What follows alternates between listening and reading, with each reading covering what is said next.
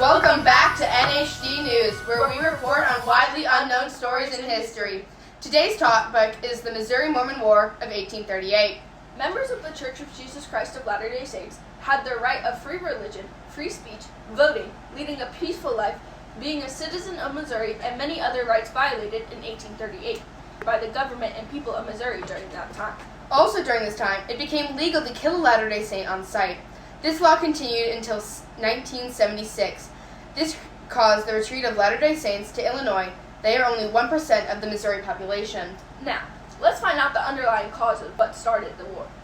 In 1831, Joseph Smith proclaimed that God designated western Missouri as the place Zion would be gathered, preparing for the second coming of Jesus Christ.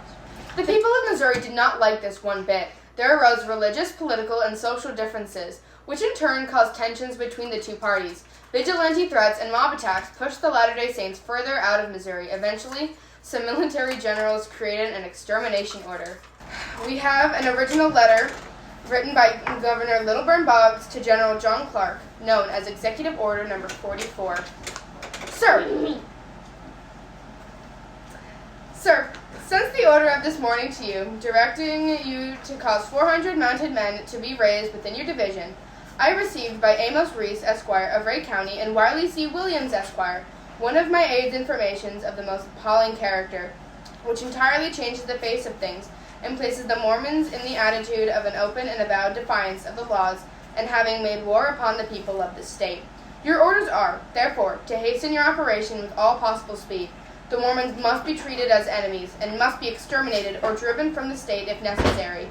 For the public peace, their outrage are beyond all description.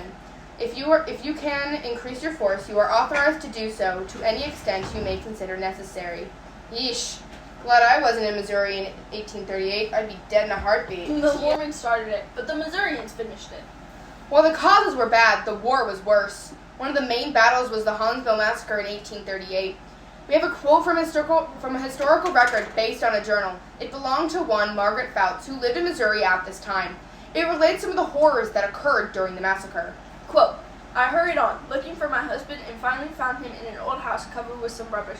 He had been shot in the thigh. I there rendered him all the aid that I could, but it was evening before I could get him home.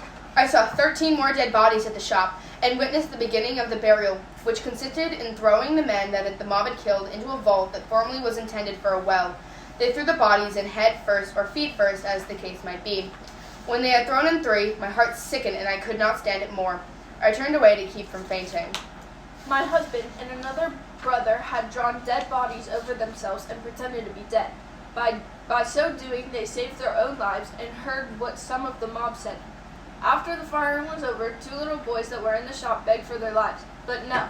One of the mob said, "They will make Mormons," and he put the muzzle of his gun to the boys' head and blew their brains out. End quote. That massacre was really brutal, man. Yeah. Because of the massacre, 17 Latter-day Saints died. Hiram Abbott, Elias Benner, John Byers, Alexander Campbell, Simon Cox, Josiah Fuller, Austin Hammer, John Lee, Benjamin Lewis, Thomas McBride, Charles Merrick, Levi Merrick, William Napier, George S. Richards, Sardius Smith, Warren Smith, and John York. And 15 more were injured. Jacob Fouts, Jacob Hahn, Charles Jimson, Nathan K. Knight, Isaac Leaney, Tarleton Lewis, Gilman Merrill, George Myers, Jacob Myers Jr., Jacob Potts, Hiram Rathburn, Alma Smith, Mary Steadwell, John Walker, and William Yoakum. That's a lot of casualties. At least that was the end of the carnage, right? No. That wasn't the only battle in the war. What? There was already a massacre. What else could there have been? The Battle of Crooked River. What happened there? It was a battle between the militia of Missouri and the Latter-day Saints. Oh, that's right. It all started when Latter-day Saints moved into Ray County. A man by the name of Captain Samuel Bogart was instructed to prevent, if possible, any invasion of Ray County by persons in arms, whatever. Except Bogart was not a discreet man, and neither were his men. It wouldn't help that he had participated in a vigilante group who had harassed some of the Saints. After his patrols, Bogart captured 3 Mormons. Nathan Pinkham Jr., William Seeley, and Addison Green. Because of this, a rescue party was formed to retrieve these 3 individuals, and this is how the skirmish came to be. That's interesting. Well, who won? The Latter-day Saints. That's good for them. How do you think the war ended? Well, I don't know. Same victory? Sadly, no. It was a Missouri victory. There were 150 deaths, and maybe more after the war ended. Yeah, and killing a Latter-day Saint was still technically legal for the next 138 years. What?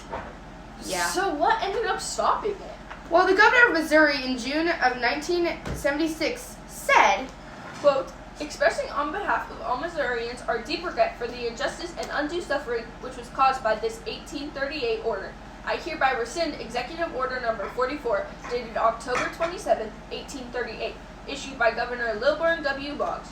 I have hereunto set mine hand and caused to be affixed the Great Seal of the State of Missouri in the city of Jefferson on this 25th day of June, 1976. Wow.